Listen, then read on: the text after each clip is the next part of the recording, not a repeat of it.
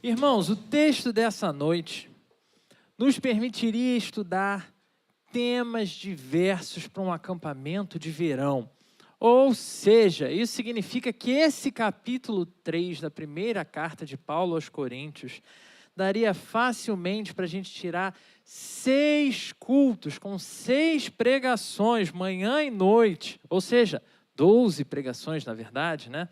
Mas infelizmente não será nosso foco hoje.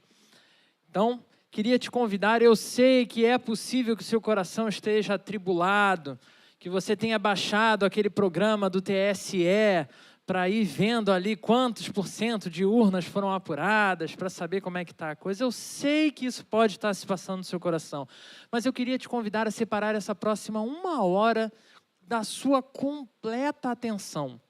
Essa próxima 1 hora que você não desse ouvido a nenhum outro grito ou gemido do seu coração. Que você se dedicasse 100% ao que vai ser falado aqui. Então, convido você a fechar os seus olhos. Nós vamos orar para pedir mais uma vez pela direção de Deus. Santo Deus, obrigado, Pai. Obrigado porque o Senhor nos preparou para esse momento. O Senhor chamou cada um de nós, Senhor, para viver a vida contigo como tem sido vivida. Mas entendemos, Senhor, à luz da Tua Palavra, que é possível viver uma vida ainda melhor com o Senhor. Então fala conosco nessa noite, Pai. Transforma a nossa forma de viver, a nossa forma de compartilhar o Evangelho, a nossa forma de viver, Senhor, em comunhão, para que a gente possa viver a semelhança do nosso Senhor, em nome de Jesus. Amém.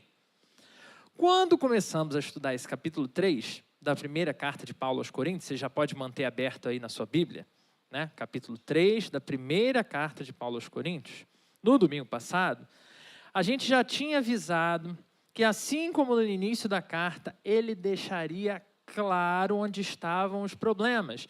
E o principal problema desse pedaço da carta de Paulo aos Coríntios é dizendo que ele está escrevendo para uma igreja de crentes moleques, crentes imaturos que não têm ainda o que seria necessário.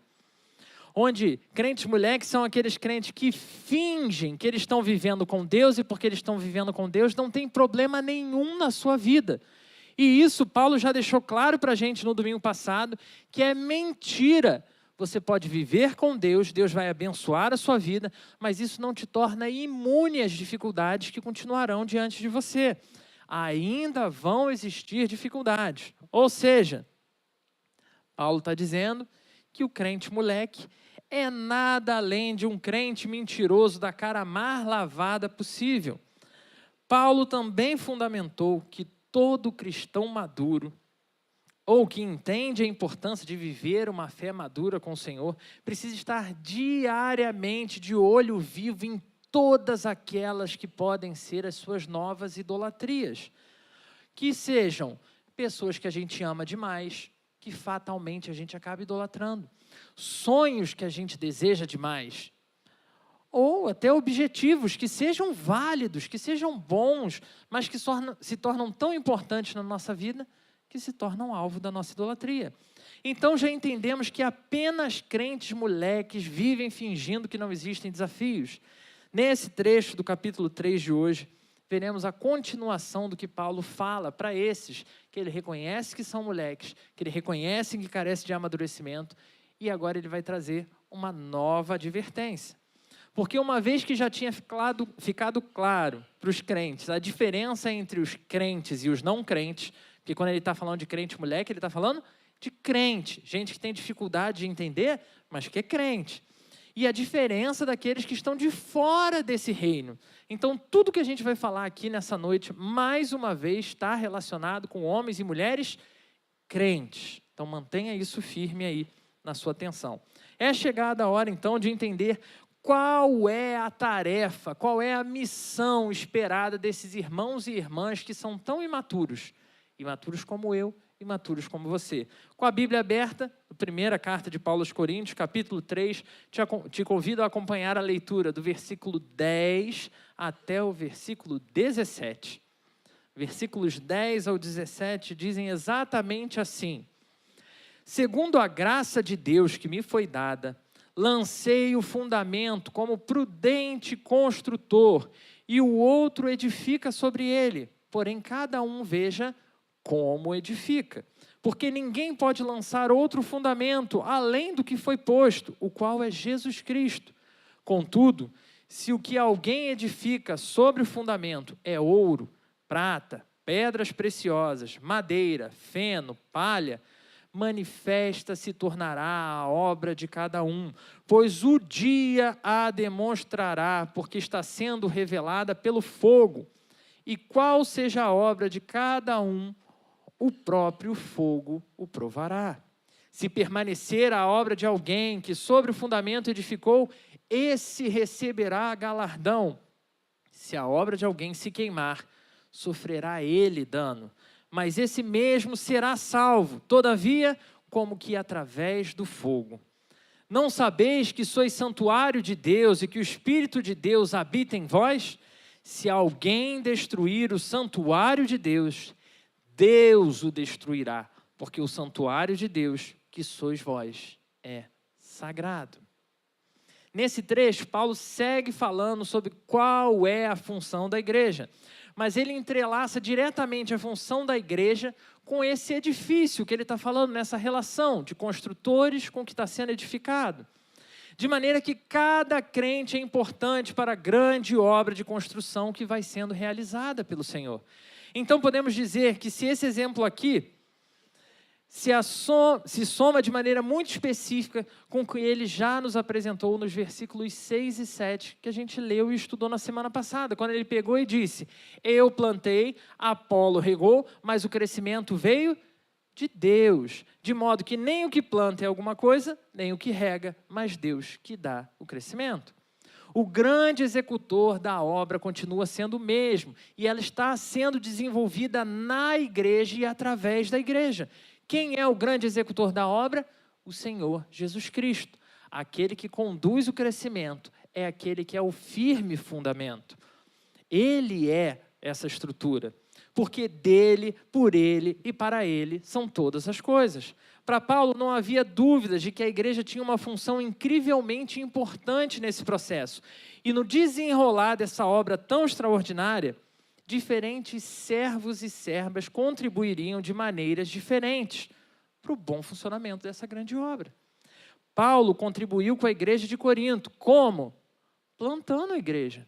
Já Apolo, um outro irmão, em um outro momento, estava contribuindo de uma maneira distinta de Paulo. Como? Regando, cuidando da igreja de Corinto. Mas, embora um e outro fossem importantes para a igreja, tudo só se mantinha de pé por obra daquele que é o fundamento sólido da minha e que deve ser o fundamento sólido da sua fé. Porque Paulo e Apolo eram pessoas completamente diferentes, com funções completamente diferentes, mas ambos serviam em fidelidade ao mesmo Deus. Certamente, como pessoas distintas, Paulo e Apolo tinham lá as suas desavenças. Até quando a gente começa a estudar os perfis de cada um deles, a gente vê essas diferenças. A gente vê que é possível até que tenham acontecido tretas entre Paulo e Apolo. Mas nada disso era relevante frente ao que os unia no serviço ao Senhor. Tanto Paulo quanto Apolo eram desafiados diariamente a negar-se a si mesmo, para manterem os seus olhos e corações firmes no que era mais importante, o firme fundamento da fé, Jesus Cristo. E pelo amor de Deus, meu irmão, minha irmã, não se deixe enganar que negar-se a si mesmo é anular quem você é. Porque não é. Não se trata de todos nos anularmos para adquirirmos características daqueles que são os nossos coiguais, nossos irmãos da fé. Deus me livre de viver numa igreja que só tenha botafoguense a semelhança do pastor Jackson. Seria um chororô domingo atrás de domingo. Mas tem muita coisa que, embora nós sejamos fiéis ao Senhor, a gente vai ter ou vai permanecer tendo liberdade para pensar, para escolher, para viver de forma diferente. Então, o exercício da negação tem muito mais relação com a atenção em negociar coisas, ou abrir mão de coisas secundárias, quando elas se colocarem como impedimento para as coisas primárias. Por isso, os versículos 12 ao 15 vão nos mostrar diferentes usos de materiais para essa edificação, onde ao mesmo tempo que alguns vão colocar coisas de muito valor, como ouro, prata e pedras preciosas, já outros vão colocar materiais necessários para fortalecer a estrutura, como a madeira ali, né, que entra também na nossa lista como algo importante, mas outros ainda vão contribuir apenas com coisas que parecem relevantes. Feno, palha, para que eu uso isso numa construção? E aí o que está sendo importante para a gente olhar à luz do que Paulo está dizendo aos nossos irmãos é: todos têm a sua função, todos têm o seu papel, e Paulo vai estar nos advertindo aqui que todas as obras de tudo que a gente faz vai ser testado pelo fogo. Que inclusive aqui precisa ser visto com especial atenção, já que o fogo que a gente está falando aqui é um fogo purificador, é um fogo que age na igreja para aperfeiçoar a igreja, não para condenação. Já que o próprio Paulo fala que todos serão salvos nesse texto, escrevendo para os irmãos de Corinto, apesar da pobreza, apesar da fragilidade das obras que eles entregarem.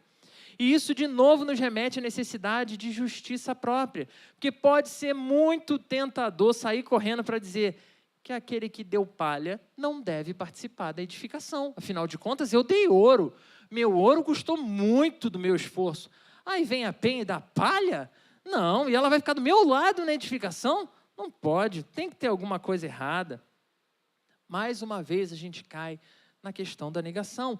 Paulo orienta a igreja a testar as suas próprias obras, passando-as pelo fogo, o que muito provavelmente nos remete ao exercício de manter a estrutura do funcionamento básico, do fundamento básico, que é Jesus Cristo. Nesse caso, seria impossível voltar às Escrituras sagradas para um teste se realmente devemos qualquer material que seja, para então, à luz das Escrituras, eu e você possamos aceitar ou negar qualquer obra, qualquer material. Porque no final das contas, se todos são de fato crentes, se todos serão salvos, como Paulo está dizendo aqui, ele também nos orienta dizendo que cada um receberá o seu pagamento referente ao tipo de trabalho que fez, ao tipo de obra que entregou. Não precisa se preocupar. E, infelizmente, essa palavrinha aqui é muito complicada no meio cristão. Provavelmente você já ouviu gente se questionando, pesquisando em línguas originais, tentando descobrir o que o Google acha sobre isso, essa tal de galardão. Afinal de contas, é isso que a gente vai receber no final, né? Depois de salvo, depois de tudo, a gente recebe o galardão. E o que é esse galardão? Aí eu consigo imaginar aquela abertura. Galardão, o que é? Onde vivem? O que comem? Né? Bem... Globo Repórter, né? Não pode mais falar que crente já não assiste mais Globo. Ou assiste, não sei. Existem as mais diversas especulações de como seria esse sistema de galardão. Se é exponencial, se é tipo ações do céu, né? Já que o céu está sempre prosperando, então você recebe mais, então vai ser mais feliz lá em cima. Mas o que o próprio texto nos sugere aqui é de que seria uma espécie de pagamento completamente independente da salvação. Porque salvos, todos esses aqui já estavam. Então tem pagamento sim, meu irmão. Você que gosta de garantia aí, né, que vai ter o pagamento, no céu tem pagamento. Nenhum, glória a Deus. Ah, tá. Mas não tem boleto no céu. Ah, agora sim. Receberemos os respectivos galardões do nosso trabalho aqui ao nosso Senhor. E glória a Deus por isso. Mas nenhum, meu irmão, minha irmã, nenhum pagamento, nenhum galardão se equiparará ao prêmio da soberana vocação em Cristo Jesus. Nada que a gente possa receber de bonança pelo que eu fiz, pelo que você fez, pelo que a gente vai fazer ao longo da nossa história toda, pode se comparar com o preço que recebemos da salvação em Jesus Cristo. Então, além de salvos, ainda receberemos um salário. Coisa incrível. Deus é sinistro demais. Então, a gente chega a esses dois versículos finais, versículos 16 e 17, que dizem: não sabeis que sois santuário de Deus e que o Espírito de Deus habita em vós? Se alguém destruir o santuário de Deus, Deus o destruirá, porque o santuário de Deus, que sois vós, é sagrado. O uso de palavras específicas aqui, Paulo ele não é generalista, né? O cara foi conduzido realmente pelo Espírito Santo de Deus a escolher as palavras certas. E ele faz isso com especial atenção nesse pedaço.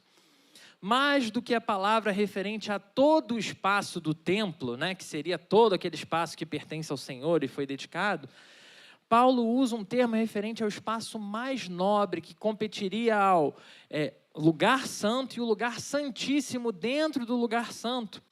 Seria o mais especial do lugar mais especial. De maneiras que estudiosos desse texto vão afirmar que ele está se referindo a uma parte específica dentro de todo o corpo de Cristo. Só que antes de você achar que ele está botando aqui hierarquias, né, de importância dentro da igreja, o que ele está dizendo aqui é: eu estou falando com você, irmão da igreja local. Porque como a gente ouviu de manhã, às vezes nessa separação de entender como é corpo de Cristo no mundo, como essas partes são conectadas, a gente acha que dá para viver desconectado da igreja local, e isso é impossível. Então o lugar mais especial é o lugar onde o Senhor te colocou para servir. A igreja do Senhor é santa, e Deus não só é o firme fundamento dessa igreja aqui, irmãos. Ele não só conduz o crescimento dessa igreja aqui, a igreja das águas, mas Deus está aqui cada uma das vezes que nós nos reunimos. Esse lugar pertence a Ele. Cada culto, cada reunião tem a regência pessoal do nosso Deus. Não é aleatório, não é por acaso. Então esses versículos 16 e 17 deveriam servir mais de uma vez de grande alerta para aqueles que têm intentado contra a unidade da igreja. Aqueles que acham que difamar, insinuar, de colocar a típica sementinha do mal, né, não tem problema, quando na verdade é algo extremamente grave contra a santidade do Senhor. A palavra traduzida por destruir, nesse versículo 17, seria, que é perfeitamente definida como destruir, mas destruir seria o caso mais grave, né, da pessoa de fato chegar a destruir, e Deus o destruiria, também recebe bom significado dentro das palavras corromper ou profanar. Aquele que corromper, aquele que profanar, aquele que difamar a igreja do Senhor, vai passar por esse processo diante de Deus. De maneira que essas divisões que têm sido a principal obra combatida por Paulo, nesses 3 primeiros capítulos, 1, 2 e 3 de Coríntios, essas divisões é algo tão terrível que o próprio Deus se responsabilizará por destruir as pessoas pelo meio de quem está vindo essa dissensão. Texto explicado, te convido a pensar nas suas respectivas aplicações agora, meu irmão, minha irmã, à sua vida. Então, sem mais delongas, você tomando nota já para o nosso estudo no núcleo, o tema dessa noite será a loucura da negação. A loucura da negação. E como vimos ao longo da exposição do nosso texto, a negação necessária nesse caso é bem clara e específica. Negar questões secundárias e questões separatistas. Questões que muitas vezes se tornaram essenciais até mesmo na forma como a gente se define. Como eu brinquei em relação ao time do Jackson. Quantas vezes algumas coisas não ganham um vulto que não faz nenhum sentido, mas no nosso coração se tornaram importantes. E por isso precisam ser ressignificadas, uma vez que a gente vive sob o senhorio de Cristo. Nosso texto dessa noite nos apresentou grande parte da sua proposta, utilizando termos realizados ou termos vinculados à edificação, à obra, a botar a mão na massa. Então, eu vou me valer dos mesmos termos usados por Paulo para a nossa aplicação nessa noite. Hoje, pela manhã, ouvimos sobre como nós precisamos de uma igreja saudável para poder viver o evangelho de forma saudável. E se observarmos com atenção e sinceridade, são diversos os motivos que nos levam a permanecer numa igreja que está nitidamente doente, que está mal. comodismo. A gente até conversava, né? Enquanto o Jackson pregava aqui, a gente falava, caramba, né? Como é fácil a gente se prender mesmo. Comodismo, vínculo familiar. Poxa, minha família toda é dessa igreja, eu nasci já era dessa igreja. E um dos piores nesse sentido é a esperança de eu ou de você sermos os grandes salvadores daquela igreja. Como se aquela igreja já não tivesse o Messias que é necessário. É importante pensar que vivendo em uma igreja doente, você a cada dia se torna mais intoxicado com uma dinâmica de vida doente. Mas essa já foi a mensagem da manhã e eu vou deixar, se você ficou curioso, depois você dá uma olhada lá. Você vai poder ouvir, tem em todos os canais da igreja. Mas essa concepção de igreja saudável está intimamente ligada à maneira como a igreja é edificada. E não é uma coisa estática que você construiu e acabou. É essa edificação que continua acontecendo dia após dia, etapa após etapa. Porque no nosso texto, Paulo nos dá diversos indícios de que a igreja de Corinto era uma boa igreja em vários aspectos. Uma excelente igreja.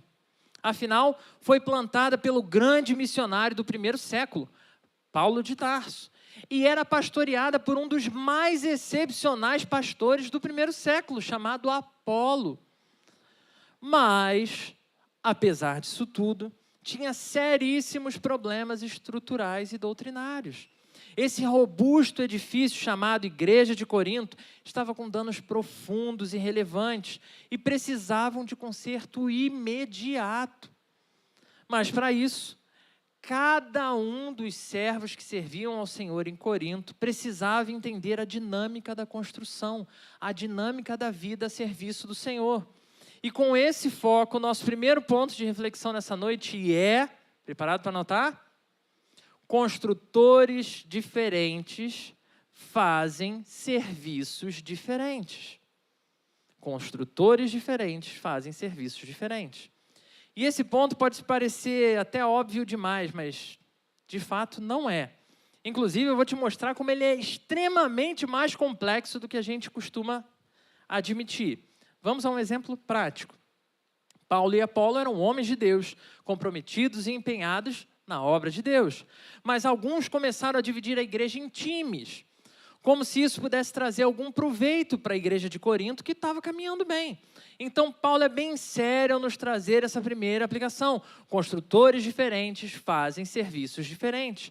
E detalhes que serviços diferentes é pensando de forma distinta, de forma específica. Não quer dizer que eles não pudessem fazer as mesmas coisas, mas o jeito que Paulo fazia é um e o jeito que Apolo fazia era outro. Logo, Paulo faz de um jeito e Apolo de outro. Mas ambos permanecem com o mesmo desafio todos os dias diante de fazer o serviço do Senhor, permanecer baseados no firme fundamento de Jesus Cristo.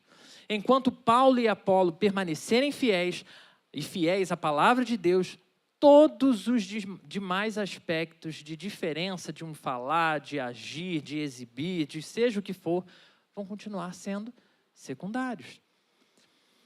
Veja, exemplo pessoal agora. Algum tempo atrás, uma pessoa conversando amigavelmente me disse assim: pastor, quem prega hoje? Aí eu respondi, eu. Aí a pessoa me disse assim, tá. Não me leva a mal não, você prega de um jeito legal. Mas eu prefiro muito mais as pregações do pastor Jackson. Eu olhei para a pessoa e respondi exatamente assim: que legal, eu também. Conversa com ele, quem sabe não passa a ser só ele a pregar. Facilita a minha vida, sim. Podia ser ele a pregar sempre. Afinal, em várias situações de culto, quando é o Jackson que está pregando, eu tenho a oportunidade de anotar, de ouvir, de pensar sobre aquilo. E quando sou eu, até quando eu vou assistir depois para anotar, se eu vi que eu passei a mão no cabelo, eu já fico, estou passando a mão no cabelo demais. Podia ter falado isso de outra forma. Então, eu acabo me perdendo. E com ele eu consigo participar melhor. Faltavam 10 minutos para o culto começar. Eu estava na porta da igreja para entrar. E a pessoa me diz, é você? Eu preferia que fosse o outro. Irmãos, é dádiva celeste termos o direito de ter gostos diferentes, mas nem tudo é possível compararmos diretamente. Até porque não existe qualquer disputa, não existe qualquer competição a nível de reino de Deus. Para que nos darmos a esse papel? Eu sei, você pode gostar, como cada um de nós gosta de um time, gosta de um candidato, gosta de várias coisas diferentes. Mas se a palavra continuar sendo pregada, e esse será o nosso eterno compromisso aqui na Igreja das Águas, né? Da palavra ser pregada com fidelidade ao Senhor, você vai ter a oportunidade de, na pior das hipóteses, ouvir 3 formas diferentes todo mês. Uma com o Jackson, outra com o Henrique e outra comigo.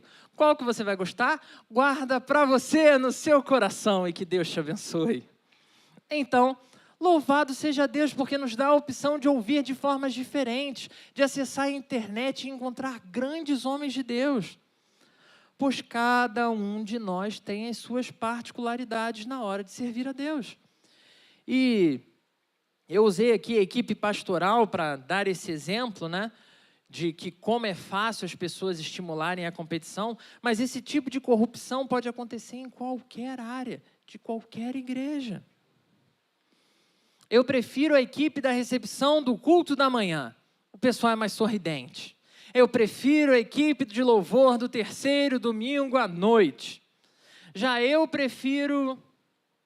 Perceba que o alerta não é em forma de proibição de preferências. Você pode preferir quem você quiser.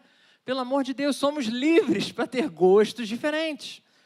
Mas no sentido de como tais palavras podem acabar cumprindo, sim, meu irmão, minha irmã, propósitos demoníacos, plantando coisa nos corações das pessoas. Paulo não é tolo ao ponto de recuar em seus argumentos. E ele apresenta a todo o tempo para a igreja de Corinto o quanto diversas ações, o quantas diversas omissões na igreja são formas de sermos usados por Satanás até dentro da igreja. Construtores diferentes fazem serviços diferentes, porque Deus quis escolher pessoas diferentes para esses fins. Então, como eu aprendi recentemente, relaxa na Bíblia e participa da obra de Deus. Porque se eu estou falando que isso pode ocorrer em outros times de funcionamento da nossa igreja, pode acontecer também em outros espaços da nossa vida. Esse sábado eu dei uma palestra para pais de adolescentes, e o enfoque lá era falar como pais podem fazer para se reconectarem com seus filhos. E um dos exemplos que eu usei lá foi o clássico exemplo do primo perfeito. Todo mundo, depois que cresce, descobre que o primo perfeito era pior do que você, né? Mas você lembra do exemplo do primo perfeito? Felipe, como que você não consegue manter o seu quarto arrumado, Felipe? Com a sua idade, seu primo fulano deixava o quarto impecável. Irmãos, para a psicologia, que eu também sou psicólogo, para aqueles que não sabem, para a psicologia, comparação dessa forma tem apenas nítimos fins danosos, catastróficos. Ainda que o intuito seja positivo, quando você compara, o que você está fazendo é mal à pessoa, você está oprimindo a pessoa. Então, a nível da fé, que é o que nos interessa, podemos ter a clara certeza de que não estaremos auxiliando ninguém dessa forma. Então, nesse sentido, a negação vem em forma de calar tudo aquilo que não for edificar a vida de alguém. E vai ser difícil. Afinal de contas, a Thaísa postou até no Instagram dela essa semana aí, negócio de comentários, né? Ah, você engordou, você fez isso, você fez aquilo, você está mais caidinho, está mais assim, mais assado. Guarda para você, ora pela pessoa, pergunta se está precisando de ajuda. É um exercício de fé, é um exercício de amor, pois cedo ou tarde, se a gente não aprender a de fato calar esse nosso intuito de falar, e muitas vezes falar besteira, tais iniciativas no nosso coração de dar esses comentários, a gente vai acabar estimulando secção, separação, divisão dentro da igreja. E assim nós somos levados ao nosso segundo ponto. O primeiro ponto foi: construtores diferentes fazem serviços diferentes. O segundo ponto é: construtores diferentes usam materiais diferentes. Essa parte aqui dá um pouquinho mais de trabalho. Principalmente para a gente verdadeiramente aprender a lidar. Porque se você é uma pessoa exigente, certamente você já passou por situações em que ficou horrorizado com a péssima qualidade de algo que foi oferecido ao Senhor. Seja de palavra, louvor, qualquer coisa dedicada ao Senhor. Dos materiais de pesquisa que eu tive acesso sobre esse texto aqui original, da carta de Paulo aos Coríntios, todos argumentavam, olhando, dizendo que era o mais provável que está acontecendo aqui quando Paulo lista esses materiais tão diferentes, é que o que ele está ressaltando é o uso de coisas, que não é só o uso de coisas caras na construção, dizendo, olha, tem gente que deu ouro e tem outros que deu coisa, né, pequena. Ele está mostrando aqui que nessa variedade de coisas, quem vai de fato testar cada uma delas é a própria palavra, é o próprio fundamento, é o próprio Senhor. No melhor exemplo da história dos 3 porquinhos, uma casa de palha é menos eficaz que uma casa de tijolo. Mas ele conseguiu morar na casa de palha. Porém, não podemos esquecer que essa casa serviu para ele, cumpriu o seu papel, até ser testada pelo lobo, até surgir o desafio. Então, a advertência de Paulo é de que haverá um tempo certo para que todas as coisas sejam testadas. E como falamos ao expor o texto, esse teste precisa ser o teste da própria palavra de Deus, do próprio Senhor.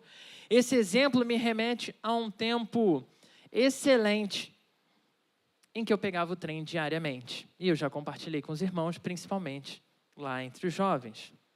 Meu irmão, minha irmã, se você ainda não pegou o trem, tá? E você se diz morador do estado do Rio de Janeiro, você tem que viver essa oportunidade turística às 7 horas da manhã. Se não for às 7 horas da manhã, não vale. Entendeu? Então, pegue o trem, vai até só Deodoro, já tá bom. Pega na Central, vai até Deodoro e volta. Né? Só para você conhecer como é. Eu, de verdade, não sei como está funcionando a dinâmica dos trens hoje, mas naquela época, que era o meu exercício diário, nós tínhamos um vagão chamado Vagão dos Crentes, que depois teve até lei para proibir, né? Infelizmente. Um vagão onde nós íamos, eu pegava em Madureira e ia até a Central, cantando e ouvindo a pregação do Senhor, da Palavra de Deus ali. E era muito bom, era muito legal. Um dia, qualquer que fosse, estava eu no vagão dos crentes, ouvindo a mensagem, como de costume, sendo edificado, indo, né? Chegar na faculdade como? Mais santo do que antes. Mas aquilo me incomodou de tal forma que eu não conseguia ficar ouvindo aquela pregação. Sabe aquela coisa assim que, caraca, parece que queima o seu ouvido? Sabe qual era o problema da pregação? O pregador. Ele cometia cada erro grave de português, a concordância não batia, sabe? Nós faz, e umas coisas assim que estava dando um nó no meu cérebro. E aí a gente ali, naquela realidade, né, o trem lotado, algumas pessoas ouvindo atentamente, mas muitas pessoas debochando. Muitas pessoas repetindo as coisas que ele falava errado. E aí eu me peguei fazendo a seguinte oração, irmãos. Eu fechei meus olhos e disse assim: Senhor, cala a boca desse homem. Ele está te envergonhando no trem, Senhor. Claro, né? Eu não falei não, tá, irmãos? Eu não sou maluco, né? Pareço às vezes, mas não sou. Então fechei meus olhos e orei ali mentalmente. Porque as pessoas estavam rindo do que aquele cara estava fazendo. E eu só conseguia pensar o quanto realmente ele estava ofendendo Deus com toda aquela prática dele. Mas foi no meio da minha oração que algo extraordinário aconteceu ali. Ele vinha falando lá do jeito errado, citando as referências erradas. E aí, enquanto eu ainda estava orando, ele parou e disse exatamente com essas palavras: Irmãos, o Espírito Santo de Deus me revelou que tem um irmão aqui, bem mais preparado que eu para compartilhar com vocês a santa palavra do Senhor. Meu irmão, por favor, a palavra é sua. Não, me arrepio até hoje. Se fosse Eliseu, né, já estava como?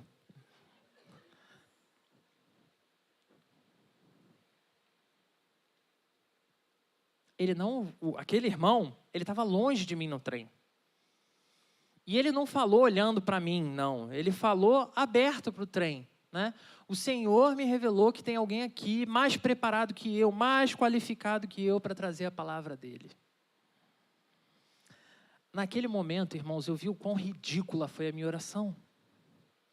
E tudo que eu consegui fazer, eu sei que você deve ter pensado, então você abriu a sua Bíblia e começou a pregar. Tudo que eu consegui fazer, irmãos, foi chorar. De tão arrogante que eu identifiquei que eu tinha sido. Tão nada, tão pequeno. Aquele irmão tinha uma dificuldade imensa para se comunicar, mas ele estava ali porque ele entendia que aquilo ali era importante. Então, enquanto não tinha alguém melhor do que ele abria a boca e pregava. Ele entendia que essa era a obra do Senhor. Já eu, na minha arrogância, eu julgava que aquela obra daquele irmão estava sendo feita porcamente. E, irmãos, depois de alguns instantes ali insistindo, meu irmão, está tudo bem, pode pregar e tal. Me vendo não, né? Eu me vendo em silêncio, só consegui sair daquele momento de terror diante do Senhor. Quando o irmão pegou e falou, irmãos, eu não sei o que aconteceu, mas infelizmente eu mesmo vou ter que continuar. E continuou pregando a palavra. Essa é uma das experiências mais humilhantes de toda a minha vida cristã. E olha que tem muitas, né? Os jovens então que sabem.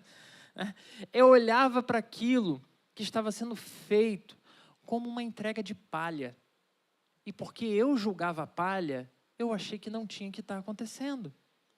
Mas o aparente ouro que eu tinha no meu bolso continuou guardado dentro do meu bolso. Construtores diferentes usam materiais diferentes. Assim como não faz sentido vivermos fazendo sectarismo em relação às pessoas que servem ao Senhor, não podemos de maneira superficial impedir ninguém de servir ao Senhor em nenhuma frente. Ele servia como ele podia servir, e isso lhe será de galardão no dia do nosso Senhor. Mas isso nos leva a duas grandes questões frente a esse tema da negação. Porque pessoas como eu naquele tempo continuam dizendo não para o serviço ao Senhor, sabendo que foi Deus que deu dons e talentos, sabendo que eles podem fazer melhor do que outras pessoas. E eles continuam calados, sentados no banco. Preferem continuar escondendo o seu dom do seu Senhor. Se você faz algo bem, meu irmão, minha irmã, hoje é o tempo de negar esse desejo de autopreservação. Hoje é tempo de negar a sua necessidade de descansar. Não existe crente para ficar sentado no banco. Hoje é tempo de assumir posição e fazer o que Deus tem te capacitado para fazer. Hoje é tempo de servir a Deus com o que você tem, do seu jeito, para a glória de Deus. A segunda questão, dentro desse ponto da negação, está no sentimento de egolatria. E para esse exemplo, eu vou usar o exemplo que foi dado num livro excelente, que se quiser anotar para ler depois, bem pequenininho, fácil de ler e fantástico, chamado Chamados para Criar, de Jordan Raynor. Chamados para Criar. Fantástico esse livro. O autor menciona algo que ele afirma ser comum em grande parte das igrejas, e ele faz pesquisa, e ele apresenta algumas dessas pesquisas, né? O exemplo dado por ele é de uma irmã que ama cantar e passa a fazer parte do time de música. Como sua voz é desafinada, se torna uma prática dos irmãos do som zerar o microfone nos dias em que ela está no louvor. Então vai a equipe lá, os irmãos zeram ela, o louvor segue para a glória de Deus. Afinal, tem um monte de vozes, né? Ninguém vai sentir falta da voz da irmã. Nesse sentido, o autor desse livro acusa a liderança de música, acusa a liderança do som, de falta de amor, de falta de pastoreio, de mostrar para os irmãos a necessidade que eles realmente têm. De mostrar que aquela irmã poderia viver uma vida com Cristo em outra área, ou até investir para desenvolver essa área. Mas ele também acusa a irmã, dizendo que essa irmã, se ela não tem voz para cantar, por que ela quer estar no louvor?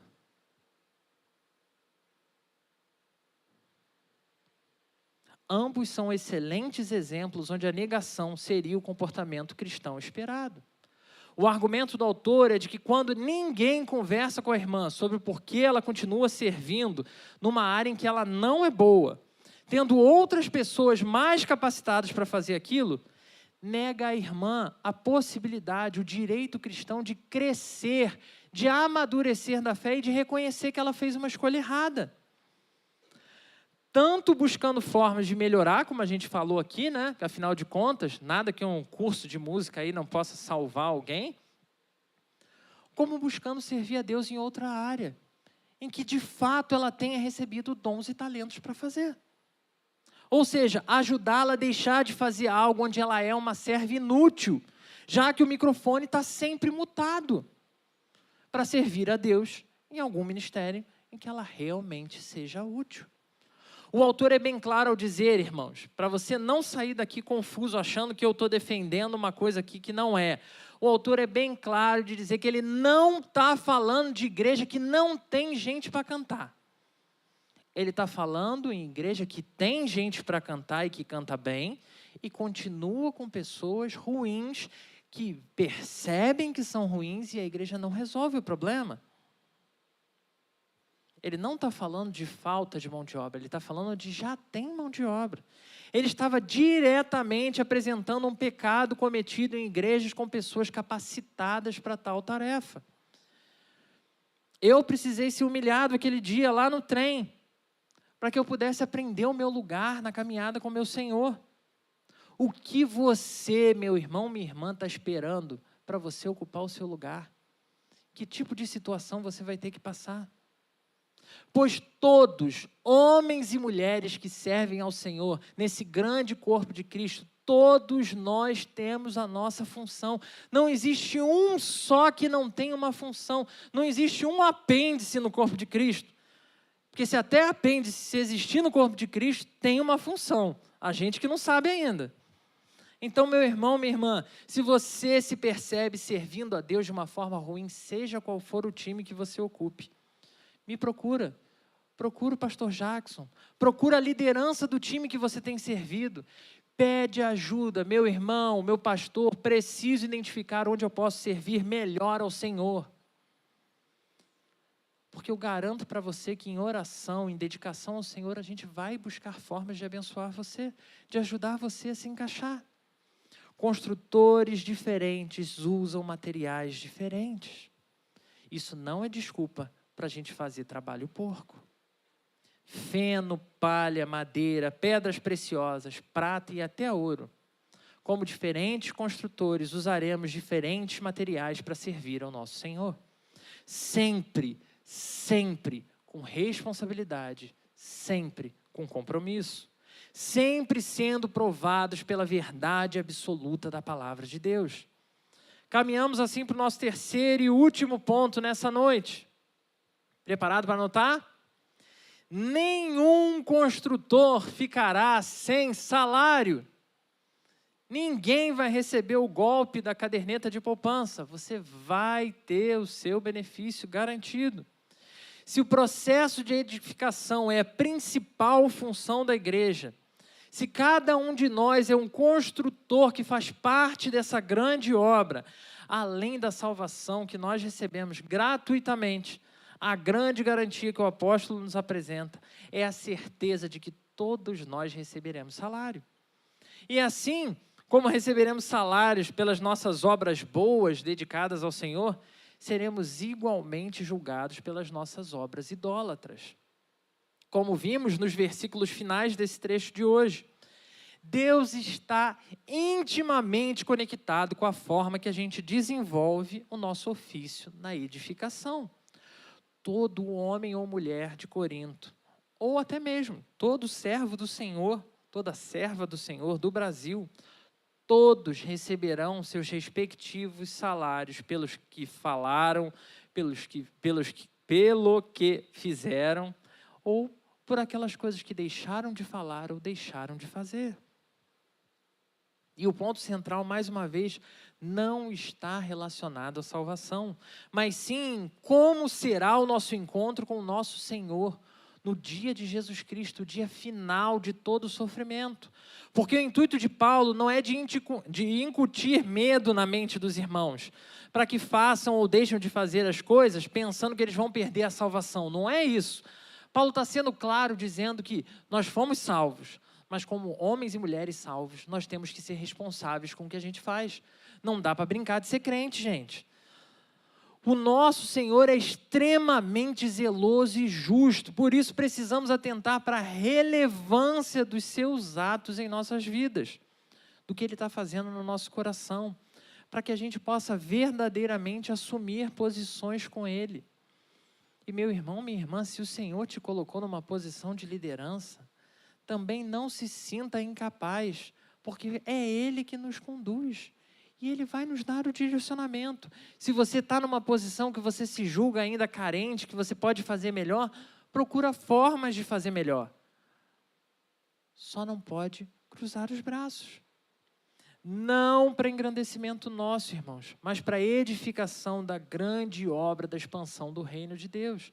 Por isso esse capítulo encerra com esses incríveis versículos finais, que eu te chamo a acompanhar aí comigo, né? A partir do que a gente já leu até o finalzinho do capítulo 3, que diz assim: igreja de Corinto, assim como vocês, igreja das águas, ninguém se engane a si mesmo. Se alguém dentre vós se tem por sábio nesse século, faça-se estulto para se tornar sábio, porque a sabedoria desse mundo é loucura diante de Deus. Porquanto está escrito, Ele apanha os sábios na própria astúcia deles. E outra vez, o Senhor conhece os pensamentos dos sábios, que são pensamentos vãos. Portanto, ninguém se glorie nos homens, porque tudo é vosso, seja Paulo, seja Apolo, seja Cefas, seja o mundo, seja a vida, seja a morte, sejam as coisas presentes, sejam as coisas futuras. Tudo é vosso, e vós de Cristo, e Cristo de Deus. Para Paulo, sabedoria e loucura continuam sendo os dois pratos de uma mesma balança, de uma mesma estrutura. E ele está bem ciente de que a sabedoria de Deus é e continuará sendo tomado como loucura para o mundo.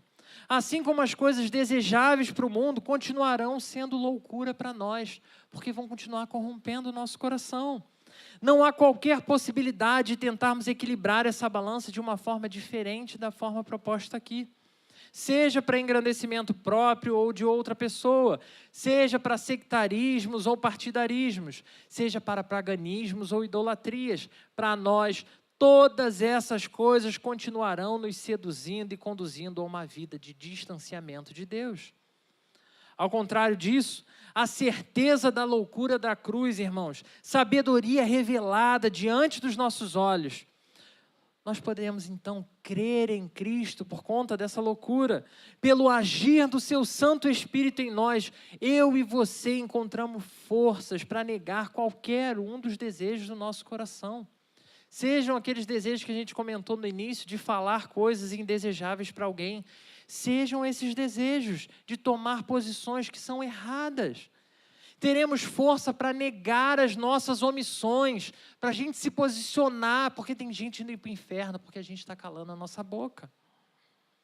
Teremos força para confiar em Cristo, mais do que em homens e instituições, pois não nos gloriamos nesse mundo, mas no nosso Senhor e Salvador, Jesus Cristo.